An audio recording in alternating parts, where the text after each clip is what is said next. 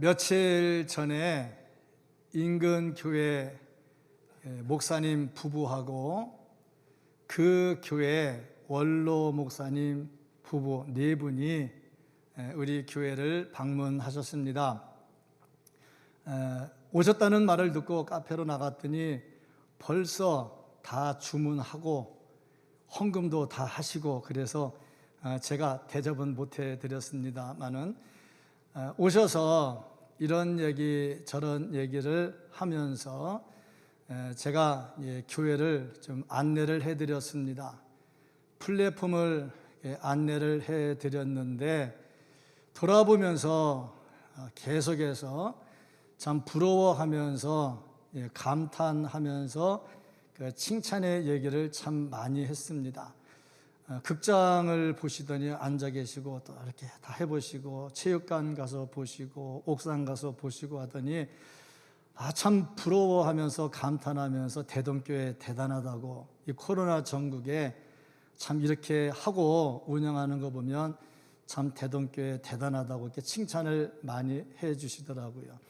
저 보면 우리 교회가 노회 내에서 좋은 이미지를 많이 가지고 있습니다. 그래서 노회의 목사님들이나 원로 은퇴 목사님들이 우리 교회를 칭찬을 많이 해 주십니다. 칭찬할 때 목사까지 덤으로 얹어서 이렇게 칭찬을 많이 해 주세요. 그런 여러 가지 이유가 있는데 그 중에 하나는 우리 원로 목사님하고 우리 사모님이 다니면서 얼마나 교회 칭찬을 많이 하고 자랑을 많이 하는지 듣는 사람들은 다 칭찬하지 않을 수가 없어요. 원로 목사님이 기도도 많이 해주시지만 진짜 칭찬 엄청나게 많이 하고 다니십니다.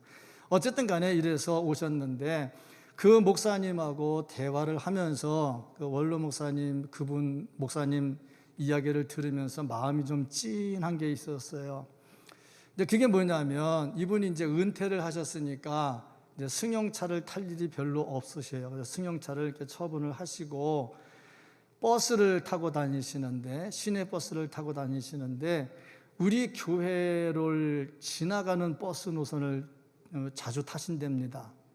그런데 우리 교회를 지나가는 버스를 타면 항상 의자에 앉을 때 교회가 보이는 쪽에 앉는다고 합니다. 우리 교회가 보이는 쪽.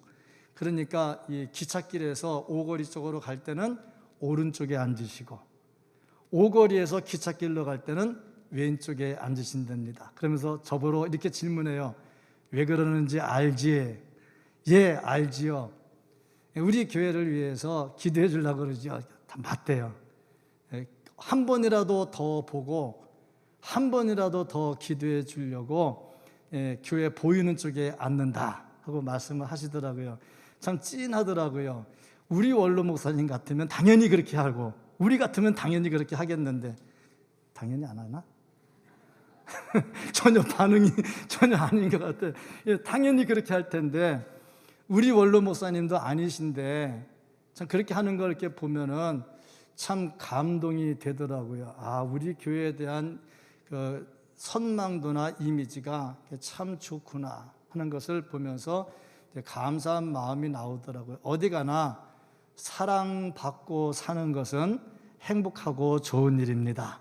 사랑받고 살고 또 내가 사랑받으면 좋은 것처럼 다른 사람도 많이 사랑하고 살기를 주님의 이름으로 축복합니다.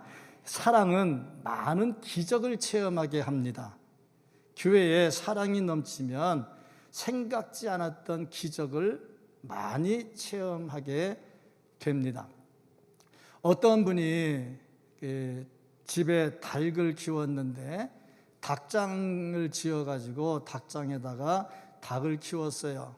그리고 이제 낮에는 일하러 나가는데 한 번은 나갔다 왔는데 닭장에 불이 났답니다. 그래서 닭이 타 죽었대요.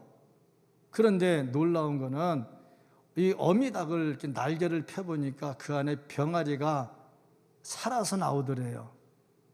참 대단하다. 여기서 이제 우리가 보는 게 뭐냐면 동물의 세계에 자식을 향하는 보호 본능, 자기 새끼를 향한 보호 본능을 보게 됩니다. 동물의 세계 다 그런 것 같아요. 자기 새끼를 보호하려는, 자기는 불에 타 죽으면서도 새끼를 보호하는 그 닭의 모성애 같은 거 참 감동이 되지요. 사람은 어떨까?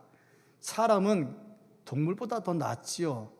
동물은 몸으로 하는 것밖에 없지만 사람은 몸도 하지요, 정신적으로도 하지요, 물질도 하지요, 이성적으로 하지요, 신앙까지 가르쳐 가지요. 모든 걸 다 올인해 가면서 자식 보호 본능을 가지고 있다. 자, 이거 보면 사람이 아름답다는 것은 그 다음 세대를 키우고 사랑을 베푼다 하는 겁니다. 그렇다면 하나님은 어떠실까? 동물보다 사람이 단계가 높다면 하나님은 사람과 비교가 안 되는 그 높은 단계의 사랑을 실천하는 것, 보호하심, 그 보호의 본능을 가지고 계신 것을 볼 수가 있습니다. 4절 말씀을 보면 내가 그들의 반역을 고치고 기쁘게 그들을 사랑하리니, 이게 두 가지 단어가 나옵니다. 첫째, 고치고, 둘째, 사랑한다. 그런데 하나님께서 고치고 사랑할 사람이 누구냐? 반역한 사람들. 이스라엘이 반역을 했거든요. 반역을 했는데 그들을 고치고 그들을 사랑해 주신다 하는 말씀이죠. 사람은 고치는 게 잘 안 됩니다. 근데 하나님은 완벽하게 고치고 끝까지 사랑해 주시죠. 심지어 당신의 독생자를 보내서 우리를 위해 돌아가시게 만들고 그로 인해서 우리를 구원하면서 완벽하게 고치죠. 고친 다음에 끝까지 사랑해 주십니다. 사람이 아파서 수술을 했어요. 수술이 아주 잘 됐어요. 그리고 의사가 수술 정말 잘 됐습니다. 그리고 끝나지 않습니다. 그 다음에 회복실로 가서 집중적으로 돌보는 치료를 해야 됩니다. 만약에 수술을 잘 됐다고 해서 끝내가지고 자 이제 집에 가세요, 그런다면 가가지고 염증 나고 뭐해서 수술한 거 다 버릴 겁니다. 그러니까 수술도 중요하지만 끝까지 잘 관리하는 것은 더 중요하단 말이죠. 하나님께서 고쳐주시는데 거기서 끝나는 게 아니라 사랑으로 지켜주십니다. 철저하게 AS를 다해준다는 거죠. 그러면 언제 고치고 언제 사랑해 주시는가? 오늘 이 말씀을 통해서 우리에게 주시는 것은 하나님은 고쳐주시는 하나님이다 하는 거죠. 하나님은 당신의 백성을 사랑하십니다. 사랑하시기 때문에 잘 되기를 원하십니다. 그런데 성경을 보면 이해가 안 가는 부분들이 계속 나옵니다. 뭐냐면 사랑한다고 하면서 왜 그렇게 때립니까? 징계를 내려요. 이스라엘을 사랑한다고 하면서 계속 징계를 내려. 왜 징계를 내릴까? 죄를 짓고 깨닫지를 않아. 근데 하나님은 복을 주기를 원해. 복을 줘야 되는데 죄가 계속 있으니 복 주면 이상해지잖아. 그러니까 그 죄를 없애야 돼. 그 죄를 회개시켜야지. 그러려고 보니 계속해서 징계를 하시는 겁니다. 그 징계하는 동안에 회개하면 그때 고쳐주시죠. 하나님께서 고쳐주신다 할 때에 세 가지 의미가 있습니다. 첫 번째, 영혼을 고쳐주셔요. 그래서 구원의 기쁨을 줍니다. 두 번째, 육체를 고쳐주십니다. 하나님 안에 육신적 질병도 고침을 받습니다. 놀라운 기적들이 막 나타나거든요. 육체도 고쳐주셔요. 세 번째, 삶을 고쳐주셔요. 생활 자체가 바뀌어지게 해주신다 하는 겁니다. 그래서 우리가 신앙적 존재가 되도록 만들어주십니다. 그런데 오늘 말씀을 보니까 이스라엘이 반역을 했다. 그런데 반역한 그들을 고쳐주시고 사랑하셨다 하고 말씀을 합니다. 이스라엘은 하나님의 특별한 사랑을 많이 받았습니다. 우리가 성경을 묵상하면서 보면 이스라엘 사람들 보면서 못됐다, 야, 어떻게 이렇게 못됐냐, 그런 생각 참 많이 합니다. 그만큼 못됐어요. 우리보다 잘난 게 없어요. 그런데 하나님이 특별히 은혜를 베풀어 주셨어요. 에스겔 5장 5절 말씀을 보면은 주 여호와께서 이와 같이 이르시되 이것이 곧 예루살렘이라 내가 그를 이방인 가운데 두어 나라들이 둘러있게 하였거늘. 그러니까 이스라엘을 가운데 두고 이방인을 삥 둘러놨다는 거예요. 왜? 가운데 있으면 잘 보이거든요. 뭘 봐? 못 됐는데 하나님이 사랑하셔서 복 주셔가지고 잘 되는 걸로 봐. 그러면 이방 사람들이 뭘 보느냐? 야, 하나님 믿으면 저렇게 복 받는구나. 그 우리도 하나님께 가야지. 그러려고 세워둔 겁니다. 그런데 그 역할을 못하는 거예요. 그 역할을 못하고 계속해서 죄를 지었단 말입니다. 이게 병든 거지요. 이 병든 것을 하나님께서 고쳐주신다 하는 겁니다. 이 고치는 과정에서 이스라엘이 좀 고통을 당하고 진노를 당한 건 사실이죠. 어쨌든 중요한 것은 하나님께서 고쳐주신다는 겁니다. 4절 다시 한번 보면 내가 그들의 반역을 고치고. 자, 보세요. 이스라엘이 뭘 했느냐? 반역을 했어요. 반역이 뭐냐? 등을 돌리는 겁니다. 누구한테? 하나님한테 등 돌려. 이해가 안 되는 부분입니다. 왜냐? 근데 이 반역의 제1번이 누구냐? 아담과 하와요. 근데 이들의 반역을 보면 이해가 안 돼. 그러니까 반역해서 그 다음에 누구 편 들었어요? 사탄의 편을 들잖아. 그러니까 하나님을 반역하면 사탄의 편이 되는 거야. 그런데 진짜 이해가 안 되는 거는 아담이 어떻게 태어났어요? 하나님이 흙으로 만들었잖아. 그리고 후 하고 생기를 불어넣어서 생명이 됐잖아. 생명의 근원이 하나님이고, 에덴 동산을 다 누구에게 줬습니까? 아담에게 줬잖아. 누가 줬어요? 하나님이 줬잖아. 그러면 사탄이 한 일은 뭐예요? 아무 상관이 없어요. 사탄이 아담을 위해서 뭘 해줬어요? 뭘 해서? 아무것도 안 해줬어요. 근데 참 희한하죠? 자기 생명을 주고 자기를 낫게 해주고 에덴 동산을 주는 하나님을 등지고 자기랑 아무 상관없는 사탄의 말을 들어요. 참 인간이 이렇게 어리석어요. 들어야 될 말이 있고 듣지 말아야 될 말이 있는데 하나님을 등지니까 이런 일들이 일어나요. 그럼 이스라엘은 어땠느냐? 이스라엘 애굽에서 그 고난당할 때 하나님께 부르짖었잖아요. 하나님 모세 보냈지요? 가나안 땅 들어가게 했지요? 전쟁에 승리하게 했지요? 가나안 땅 차지하게 했지요? 다 누가 했습니까? 하나님이 했잖아. 그런데 이들이 들어가서 뭐 했습니까? 우상 섬기잖아. 우상이 뭐 해줬는데? 아무것도 안 해줬거든. 사람이 이렇게 어리석다 하는 겁니다. 그러면 우리는 어떨까? 우리는 하나님의 말씀을 잘 듣고 있을까? 자, 우리나라를 보면 일제강점기 36년 지내면서 정말 어렵게 살았습니다.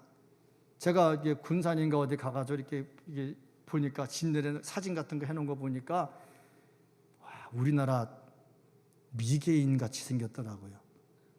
진짜 미개인 같이 생겼더라고요. 여자가 치마를 입었는데 여기부터 입고 저걸 입었는데 여기부터 입어가지고 여기부터 입까지 다 보이더라고. 와, 미개인 같아. 그런 과정을 거쳤어요. 고생을 많이 했어요. 정말 독립이라고 하는 거는 꿈 같았는데 일본 패망으로 독립이 됐잖아요. 우리는 하나님의 은혜다 하고 말하거든요. 6.25를 겪었어요. 낙동강까지 밀려갔어요. 나라 끝날 뻔했어요. 근데 유엔 참전으로 다시 살아났잖아요. 그 지금 어디까지 왔습니까? G12, G10 막 해가지고 세계 경제대국이 됐잖아요.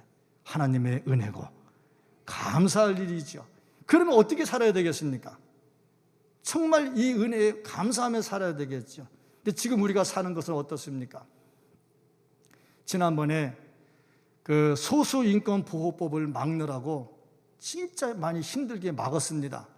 어쨌든 막았어요. 근데 지금 더 무서운 게 나타났어요. 평등법. 지금 여당에서 모 의원이, 대전에 있는 모 의원이 주장하고 그걸 좀 추진하려고 하는 평등법. 이 평등법은 소수인권법보다 더 강합니다. 여기에 동성애를 지지하는 것은 물론이고 트랜스젠더를 지지하는 법들이 들어갑니다. 그럼 그게 뭐 대단한데, 그러면 교회가 동성애나 트랜스젠더가 죄라는 말을 못하게 되겠지요. 하게 되면 그 다음에 법적으로 제재를 받게 되겠지요. 그러니까 이것은 결국에 교회를 압박하는 법이 될 수밖에 없는 거죠. 뭐 이런 거.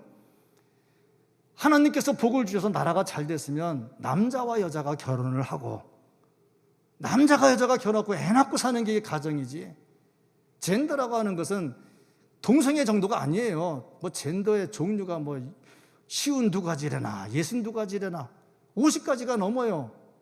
그 많은 성의 복잡함. 그래서 내가 남자인데, 내가 가만 봐도 내가 남자인데 앞만 봐도 나 여자 같아 생각하는 것도 여자 같고 노는 것도 여자 같아. 그럼 내가 이제 여탕에 들어가, 야, 넌 남자가 왜 들어와?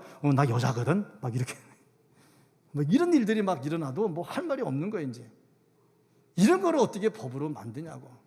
하나님이 복 주신 나라인데, 그렇지 않습니까? 하나님이 복 주신 나라인데 이렇게 되면 안 되죠. 이게 전부 다 하나님께 등을 돌리는 일이다 하는 겁니다. 자, 그러면 왜 이스라엘은 하나님께 등을 돌렸는가? 이 시대의 사람들은 왜 하나님께 등을 돌리는가?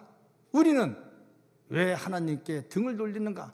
등 돌리면 안 된다는 거 다 알고 있고 절대 안 한다고 다 답은 하고 있습니다. 그런데 왜 등을 돌리고 사느냐?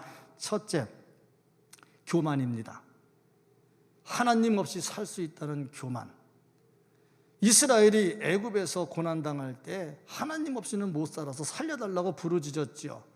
그런데 이제 가나안 땅에 들어갔습니다. 살만 하거든요. 먹을만 하거든요. 그러니까 슬슬 하나님을 잊어버리기 시작을 합니다. 참, 예수 믿고 복 받았다, 얼마나 좋습니까? 예수 믿고 복 받았는데 복 받으니까 딴짓한다. 참, 이게 안타까운 일이지요. 두 번째, 하나님을 귀찮은 존재로 생각을 해. 왜 귀찮아합니까? 참견을 해. 우상은 참견을 안 해. 그런데 하나님은 참견을 해. 뭘 참견하는데? 주일 잘 지켜, 11조 해, 죄 지으면 안 돼, 간음하지 말고, 살인하지 말고, 도둑질하지 말고. 참견하는 게 많아.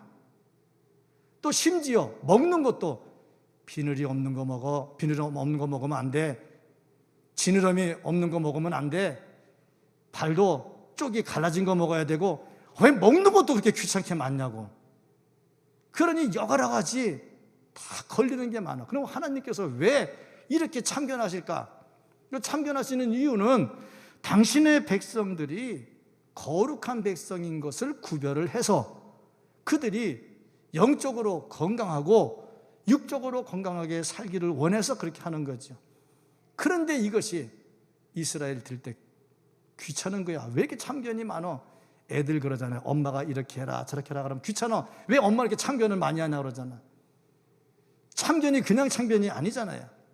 하나님께서 말씀을 주신 것은 당신의 백성들이 성별돼서 거룩하게 하나님의 백성으로 살라고 말씀을 준 거거든요. 이걸 지켜야 되는데 이렇게 귀찮은 거야. 그렇잖아요. 설교도 듣다 보면 듣기 좋은 설교가 있고요. 아마 이번 한 달 동안은 듣기 좋을 거예요. 아마 병 고쳐주세요, 고쳐주세요 이렇게 듣기 좋을 거예요. 듣기 좋은 설교가 있고요. 듣다 보면 막 부담되는 설교가 있어요. 이래라 저래라, 이거 왜 했냐, 저거 왜 했냐, 너 왜 이러냐, 그러면 참 듣기가 부담되거든요.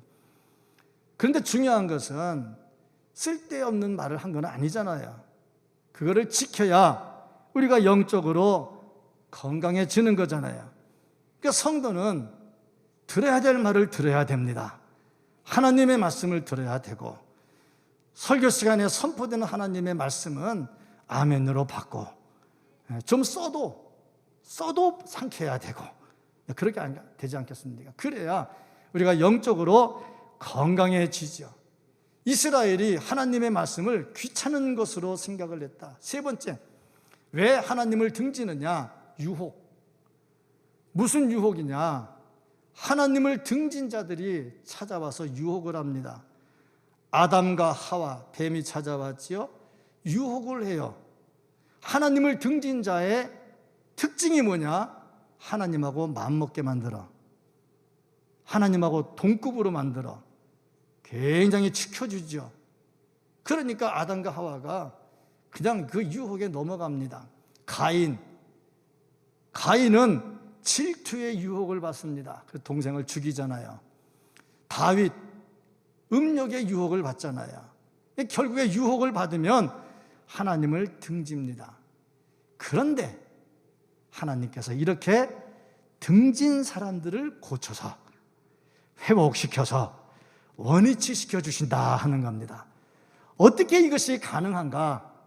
그것은 예수 그리스도를 십자가에 돌아가시게 하면서 우리의 모든 죄를 다 짊어지고 죄값을 치르고 우리의 죄를 다 용서해 주시기 때문입니다. 그래서 우리를 확실하게 고쳐주시는데 우리가 이제 새로운 피조물이 됩니다.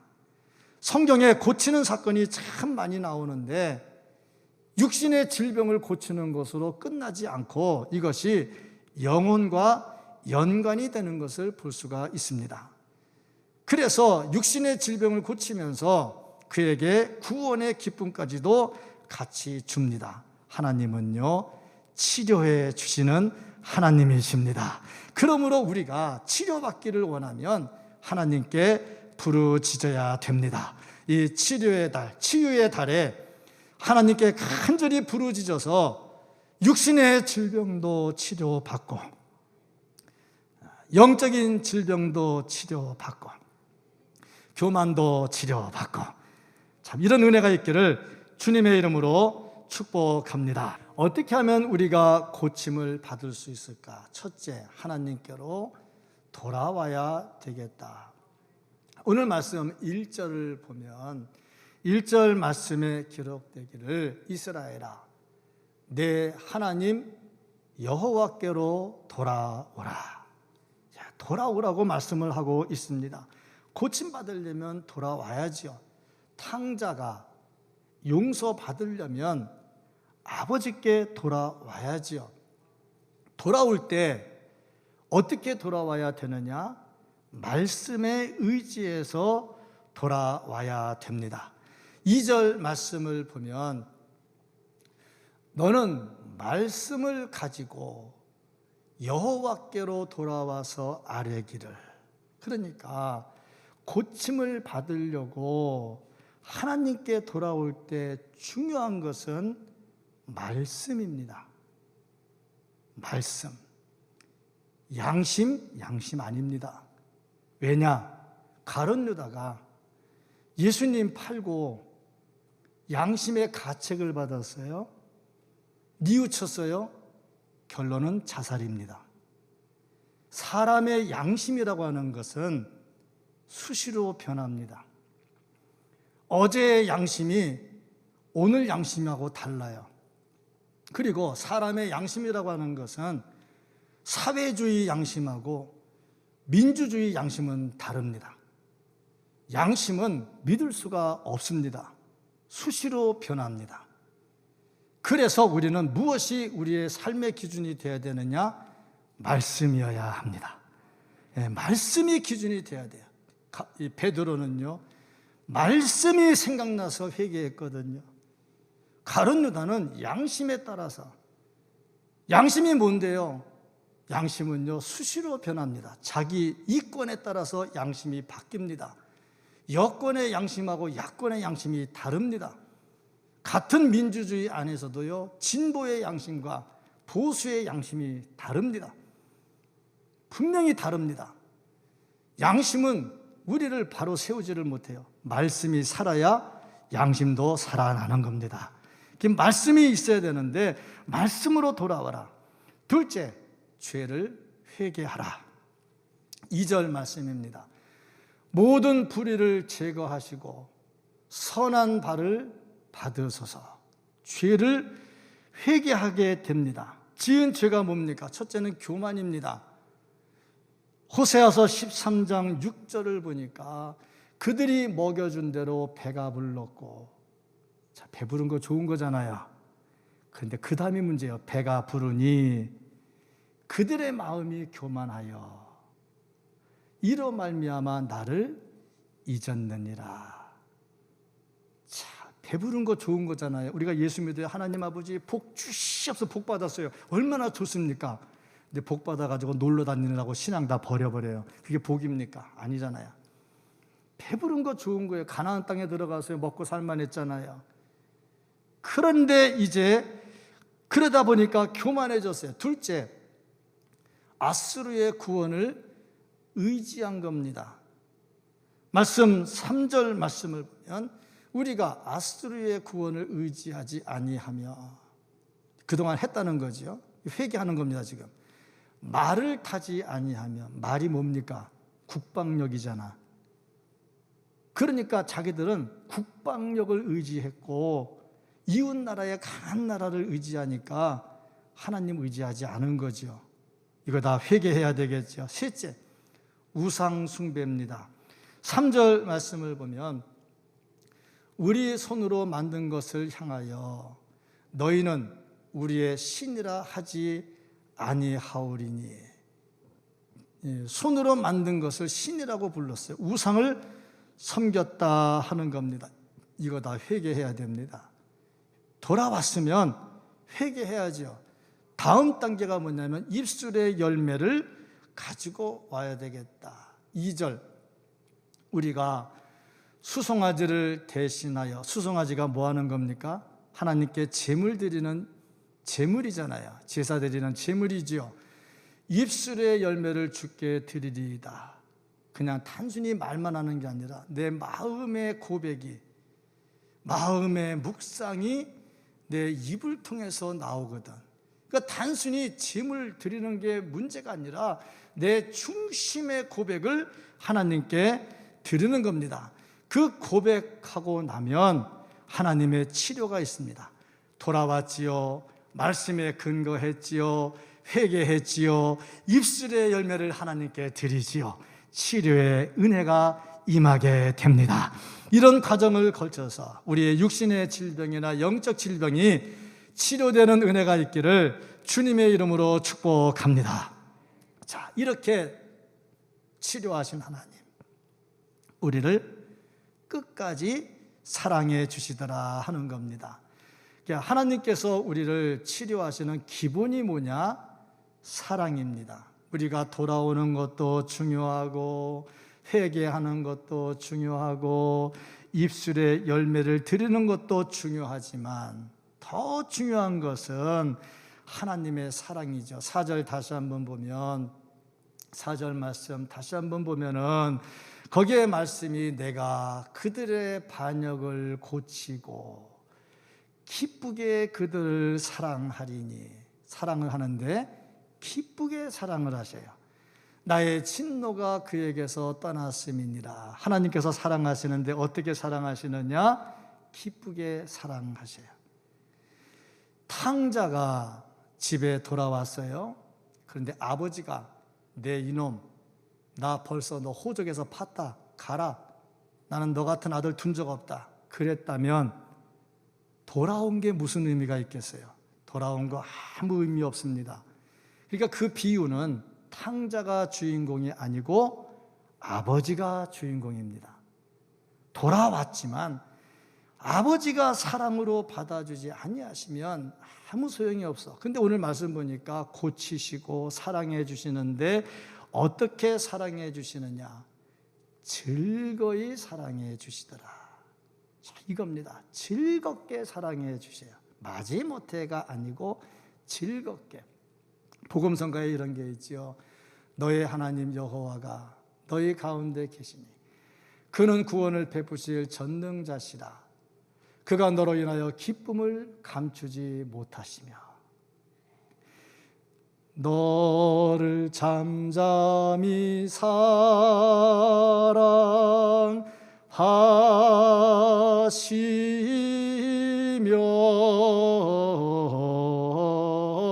즐거이 부르는 부르며 기뻐하시리라. 아멘. 보세요. 즐거이 부르면서 기뻐하셔. 우리를 사랑하시는데 즐거이 불러. 이렇게 사랑하시는 그 하나님의 사랑을 어느 누구도 막을 수가 없습니다. 사탄 마귀가 아무리 강해도 그 사랑을 막을 수가 없습니다. 로마서 8장 35절 말씀을 보면 누가 우리를 그리스도의 사랑에서 끊으리요? 환난이나 공고나 박해나 기근이나 적신이나 위험이나 칼이랴. 아무것도 하나님의 사랑에서 끊을 수가 없습니다. 사람은요 수시로 바뀌어요. 정말 변덕이 죽을 듯합니다. 아침과 저녁이 다르고요, 어제와 오늘이 다릅니다. 그래서 어제의 동지가 오늘의 적이 되고 어제의 적이 오늘의 동지가 되는 것이 사람 사는 세상입니다. 생명을 걸고 지키기로 약속을 했어요. 그런데 상황이 바뀌면 마음도 변해버립니다. 이게 사람입니다. 절대 안 변하겠다고 했지요. 상황 바뀌면 마음 변합니다. 그래서 조석지변이라 하는 말도 나왔습니다. 그러나 하나님은 바뀌지 않습니다. 하나님의 사랑은 지속적이고요, 영원하십니다. 그 사랑으로 우리를 사랑해 주신다는 거죠. 사람은 이렇게 반가우면 표현을 해요. 반갑다고 막 표현하는데 어떤 사람은 막 그냥 까르르르 막 넘어지도록 그냥 표현하는 사람이 있고, 어떤 사람은 이게 다예요. 그 최고 반가운 거야. 근데 제가 어느 글을 봤는데 에스키모 사람들은 반가우면 뺨을 때린대. 우리 반가워 볼까 한번? 뺨을 때린대. 그 다음에 티베트 사람들은 이게 귀를 잡고 혀를 하고 내민대요. 이게 반가움의 표현이래요. 통가인은 머리를 이렇게 맞대고 눈을 막 부라린대요. 폴리네시아 사람들은 이렇게 콧등을 이렇게 비빈대요. 근데 남자끼리는 괜찮겠는데 그 생뚱맞게 여자랑 남자랑 이렇게 반가우면 그거 좀 곤란할 것 같아. 코를 막 비빈대. 아프리카 사람들은 다는 아니고 그 중에 일부분은 반가우면 이렇게 뺨이나 발바닥을 혀로 핥아준대. 참 여러 가지 같아. 그러다가 더 반가우면 얼굴에 침을 뱉는데. 우리 반가워 볼까 한번? 그거 참 희한한 것 같아요. 이게 다 그런데. 근데 최고의 반가움은 사랑입니다. 사랑. 사랑이 있는 것이 최고의 반가움이죠. 근데 주님은 우리를 어떻게 하시느냐? 하나님은 우리를 어떻게 하시느냐? 즐거이 사랑해 주신다 그랬습니다. 즐거이 사랑. 그러면 즐거이 사랑한다는 말이 무슨 말일까? 첫째, 과거를 묻지 마세요. 하나님 과거를 안 물어. 우리의 과거를 묻지 않아. 기억도 안 해. 동의서에서 먼 것처럼.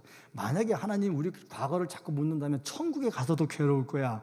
너 엄마 천국 오기 전에 이랬지? 괴로울 거야. 과거를 묻지 않아요. 둘째, 지속적으로 사랑해요. 한 번 선택한 하나님의 백성은 끝까지 사랑해 주십니다. 이것 때문에 우리가 예쁜 짓 안 해도 미운 짓 해도 사랑받고 살 수가 있는 거지요. 셋째, 준비해둔 사랑을 베풀어 줍니다. 하나님은 즉흥적으로 기분 좋을 때 막 했다가 기분 싫을 때 했다 그런 게 아니고 준비된 사랑이죠. 사랑하신 방법이 뭘까? 5절 말씀을 보면 내가 이스라엘에게 이슬과 같으리니. 우리를 사랑하시는데 이슬처럼 사랑한대. 참 그 많은 단어 중에 왜 이슬이라는 단어를 썼을까? 그러고 보니 이슬은 아름답게 만들어져요.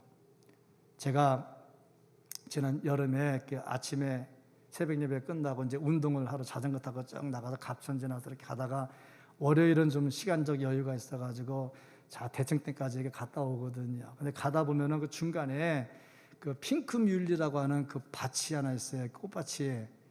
근데 아침에 보면은 이슬이 쫙 내려 있는데 해가 싹 올라올 때 보면 그 이슬이 다 비치는데요. 진짜 아름답거든요. 안 해봐서 잘 모르시죠.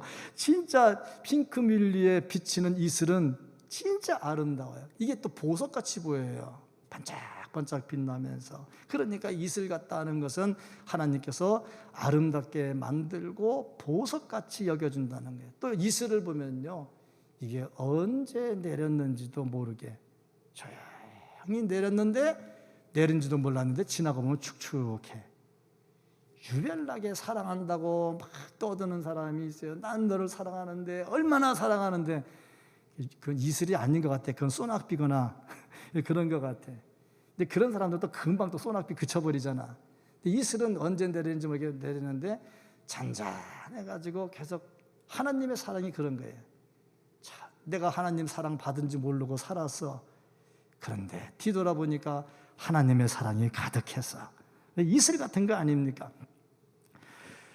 그 다음에 이슬이 내리면 식물이 성장합니다. 가물어도요, 이슬이 잘 내리면 식물은 살아납니다. 그러니까 하나님께서 우리를 살려주시고 성장시켜 주시더라 하는 겁니다. 결론적으로 이슬은 뭐냐? 은혜고 축복입니다. 하나님께서 고치시고 사랑하시니까 축복을 받게 되더라. 그러면 하나님께서 고치신 결과가 어떻게 됐느냐? 첫째, 하나님의 진노가 떠납니다. 고치시고 사랑하시니까 진노가 없어져요. 4절 말씀, 나의 진노가 그에게서 떠났음이니라. 7절 말씀, 그 그늘 아래 거주하는 자가 돌아올지라. 그늘 아래 거주하게 됩니다. 둘째, 뿌리가 깊이 박힙니다. 5절, 그가 백합화같이 피겠고 레바논 백향목같이 뿌리가 박힐 것이라. 나무가 키가 크면요, 뿌리가 깊어야 돼요. 키가 큰데 뿌리가 얕으면요, 바람 불면 그냥 넘어집니다. 항상 신앙도 그래요. 위는 막 컸어. 직분도 막 다 받았어. 막 사람들 칭찬도 받았어. 근데 뿌리가 없어. 그러면 조금 환란의 바람이 불거나 그러면 바로 무너져 버립니다. 뿌리가 깊어야지요. 근데 레바논의 백향목은 뿌리가 깊어. 바람이 불어도 안 쓰러져. 자, 이런 은혜가 있기를 축복합니다. 환란의 바람이 오거나 시험의 바람이 오거나 유혹의 바람이 오거나 흔들리지 말고 굳건하게 서기를 축복합니다. 세 번째, 아름답고 향기가 나. 하나님께서 고치시고 하나님께서 사랑하시니까 향기가 나. 6절, 그 가지는 퍼지며 그 아름다움은 감람나무와 같고 그 향기는 레바논 백향목 같으리니. 우리의 신앙이 향기나는 신앙 되기를 축복합니다. 내가 가는 데마다 향기 나야 되잖아요. 보면은 옷 입다 보면은 이제 겨울이라 이게 드라이를 잘 안 하고 여러 번 입어요. 어떤데 입으려고 보면은 쾌한 냄새가 나. 아이고 안 되겠다. 얼른 벗어. 근데 급한데 언제 벗어 빨리 나와야 되는데 그때는 이제 향수나 방향제 딱 뿌려가지고 나오잖아. 향기가 나야 돼 사람이. 향기 나는 신앙 가지고 살기를 축복합니다. 넷째, 열매를 많이 맺어요. 8절, 나는 푸른 잣나무 같으니 내가 나로 말미암아 열매를 얻으리라. 하나님 치료받고요, 하나님 사랑받으면요, 열매를 많이 맺게 됩니다. 열매 맺는 자 하나님의 축복이 임할 줄로 믿습니다. 우리는 하나님의 정원에 심겨진 나무들입니다. 하나님께서 이 나무를 관리해 주십니다. 잘 가꾸어 주십니다. 치료도 해 주시고요, 계속 사랑도 해 주십니다. 우리가 해야 할 일, 하나님께 등지는 일을 하면 안 되겠다. 하나님께 등지는 일을 하면 안 되겠다. 고침받으려면 주님께로 돌아와야 되고 말씀에 의지해서 회개해야 되고, 그러면 치료받고 하나님 사랑받으면 천국까지 기쁨이 지속될 겁니다. 이런 은혜가 우리 모두에게 있기를 예수님 이름으로 축복합니다. 아멘. 기도하겠습니다. 사랑이 많으신 하나님 아버지, 감사합니다. 오늘도 말씀을 상고합니다. 이 말씀 속에 하나님의 은혜가 있기를 원합니다. 정말 우리가 치료받아야 될 사람들인데 하나님께서 고쳐주신다 하니 하나님께 돌아와 치료받고 하나님의 사랑을 받고 사는 우리들이 되기를 원합니다. 하나님 아버지, 참 한 달 동안 말씀을 상고하면서 상한 심령들이 치료되고 교만한 영혼 회개하고 겸손한 영혼 은혜로 충만하게 되면서 하나님의 기쁨이 충만한 향기나는 신앙을 가진 우리들이 되게 하여 주시옵소서. 간절히 소원하옵고 우리 주 예수 그리스도의 이름으로 기도합니다. 아멘.